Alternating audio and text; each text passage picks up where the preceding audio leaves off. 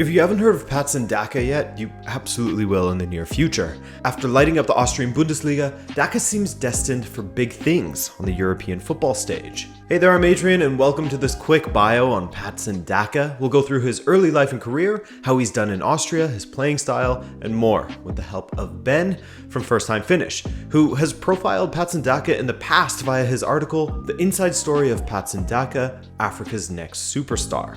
I've linked to the article below, do be sure to check it out, and all of the other great reads on First Time Finish. And a big thank you to OneFootball for coming through and sponsoring this video. If you want to track the career of Patson Daka, then OneFootball has everything you need. Follow the players, teams, and competitions that matter the most to you, and receive the fastest breaking news, as well as a custom-tailored news feed with the latest articles and stories. Follow along matches live with their live match trackers, watch videos and highlights, and track the transfer business of your favorite clubs and players with their transfer rumor raters. For this and more, use the link in the description for a free download on iOS or Android, and you'll directly support the channel as well. Patson Daka was born in Kafue, Zambia in October of 1998. His father, Naftali, was also a footballer, and Patson would often tag along to his father's matches.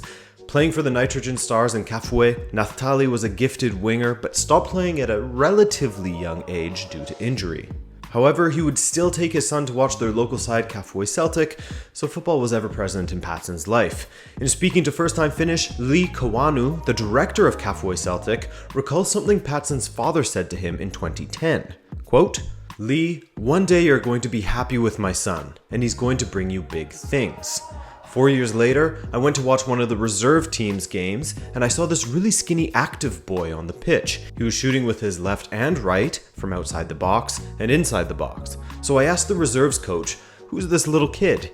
And he told me, 'This is Naftali's son.'" Tragically, in the 4 years between Naftali telling Lee that his son would do great things and Patson catching the eye of Lee, Naftali passed away. But he was right about his son's ability and the big things he would bring to Lee. Though he had been with Kafue Celtic for a few years, things had really begun to pick up for Patson Daka in 2012 when he was selected to take part in the Airtel Rising Stars program. The program is basically a grassroots initiative that aims to foster the talent of some of Africa's youth players, providing them with the coaching and competition they will need in order to thrive.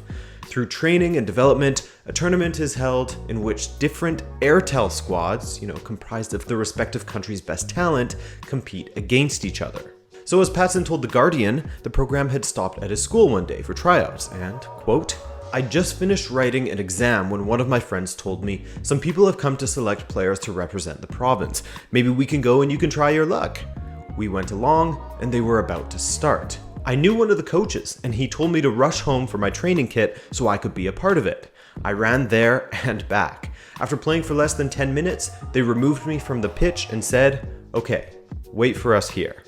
So 10 minutes was all that it took to convince the coaches of his talent. And then he went on to become captain of the Zambia representative under 15s at the time, and they marched to the final in Nigeria of that year's competition, and he was top goal scorer. So already back then he was showing his potential.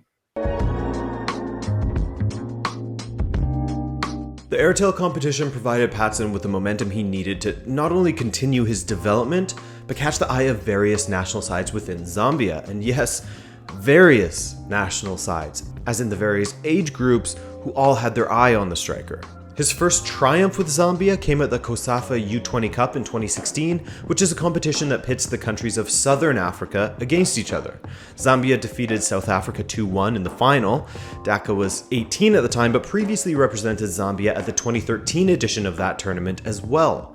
2013 really was a big year for him. First the Airtel competitions, where he thrived, and then the 2013 COSAFA U20 Cup, where he was just 15 years old at the time.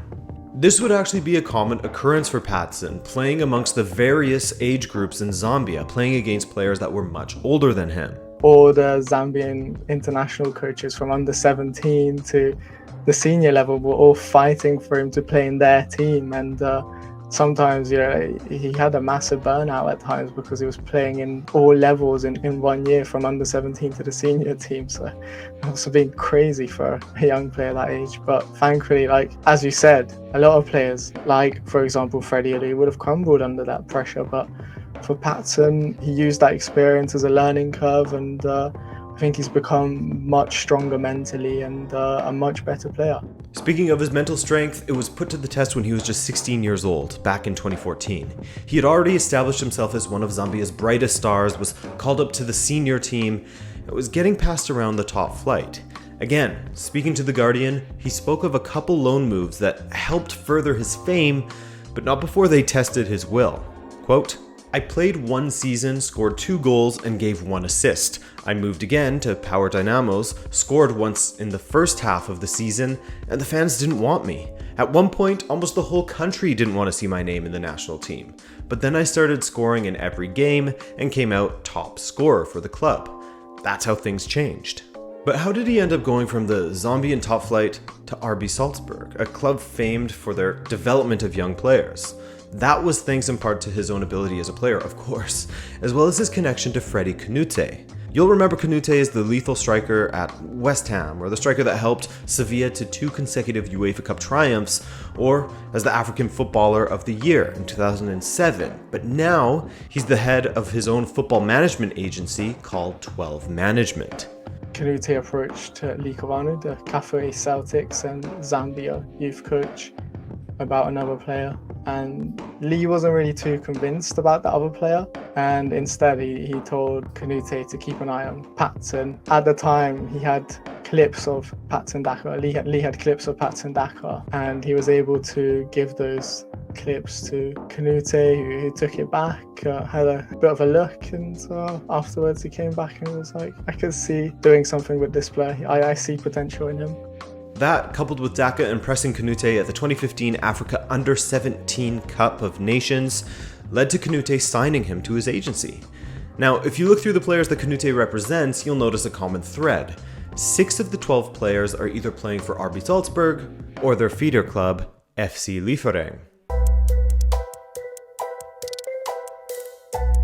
Through his Canute connection, Daka was off to Salzburg at the beginning of 2017. While he impressed, the coaching staff wasn't 100% convinced from the outset, at least not as convinced or as quickly convinced as the Airtel Rising Stars coaches in the past. Securing a place in the team within 10 minutes at this level is no easy feat. In fact, the adjustment to Austria in general couldn't have been easy for Patson, coming from Zambia. He came to Salzburg in January or February the first time around. If you've ever been to Austria in February or January in winter time, it's absolutely freezing cold. Those conditions are not really made for football, especially when you haven't experienced it. And so it was kind of difficult for him in his first trial, but he still showed glimpses of his potential, so Salzburg were willing to keep him until at least 6 months. However, as Patson said so himself, 2017 would turn out to be one of the best and most important in his football career. Domestically, Patson made 9 appearances for FC Liefering, scoring twice and assisting twice. In the UEFA Youth League, however, he absolutely made an impact, a large one. First, he came on as a substitute in the semi-final against Barcelona. With the match still tied at 1-1, Daka sailed between 2 Barcelona defenders and provided the finishing touch on a Hans Wolf cross to win the match for Salzburg and send them to the final.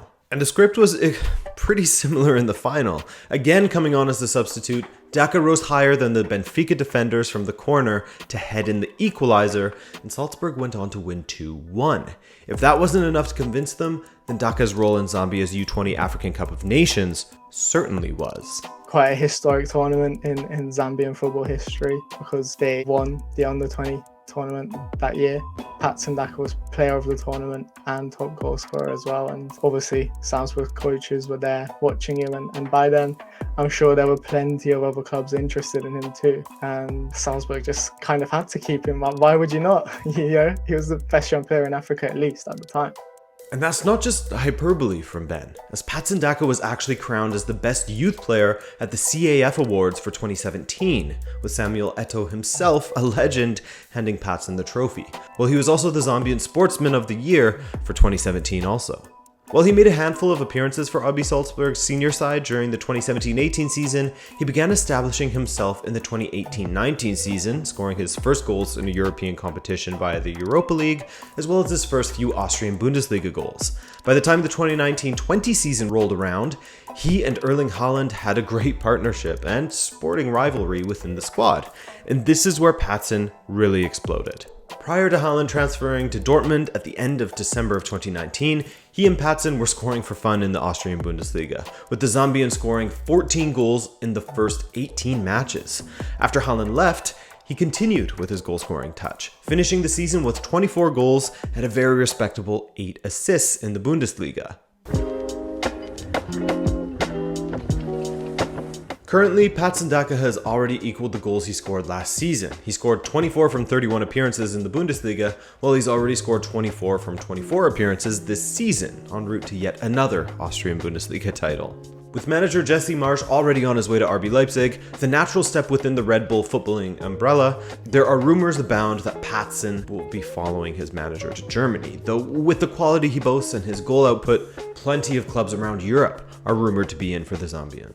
Liverpool would be a dream move for Patson, as he grew up supporting Liverpool with his late father and tried to model his game around Luis Suarez as a youngster. The preseason brace that Daka scored against Liverpool is likely one he'll never forget. So, how would Ben describe Daka's style of play? What kind of striker is he? Lee Kavanu told me he sees him as the next Samuel Eto'o, which is also another big name and another big phrase. But as a striker, he's everything that you want in a striker. He's very intelligent in his positioning. He has that striker's instinct. He's just able to find space in the box, a bit like Erling Haaland. Like sometimes he can pop out of anywhere, or Lewandowski. In terms of his hold-up play, he's very good at being physical and shielding the ball away from defenders. But he's also very good at dribbling forward and taking players on. And then when it gets into the box and crosses, he scores so many goals from headers. But on top of that, he's not just a target man, because he has that pace. And as I said, he has that ball control and that dribbling ability to be more than that. He can run in behind defenses when it comes to counter-attacks. So yeah, he's got a very wide variety of skills and strengths. A nightmare for defenders, as Daka can hurt you in a multitude of ways. How do you play him? Do you stick tight to him to throw off his hold-up play? Stand off of him so he doesn't burn you for pace to get in behind the defenders? Not to mention he's a handful from crosses. He's an aerial threat. Just as he can hurt you in many ways, there's many places he could end up. Whether that may be in Germany, England, wherever, he'll be an absolute asset, and likely the next shining star out of Africa. Thanks for taking the time to watch this video. If you enjoyed it, then do be sure to subscribe for more videos like it. On top of that, thanks again to Ben from First Time Finish. His links are in the description below. Apart from that, I'm Adrian, this is Rona TV, and we'll catch you in the next video. Ciao.